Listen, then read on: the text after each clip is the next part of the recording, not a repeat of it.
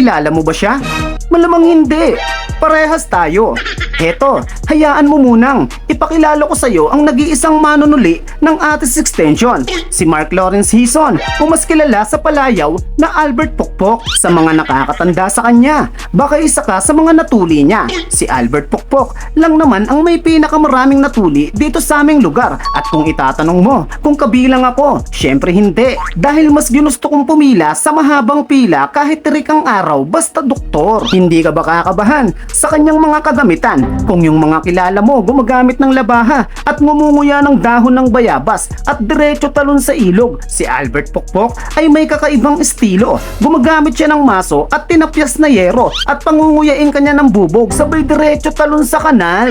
Hanggang dito na lang muna ang aking kwento para sa araw na to. Sa susunod na taon, January 1, 6 AM ng umaga, sino kaya ang magiging susunod na bida? Dara shikita nagpatuli bumalik sa dati.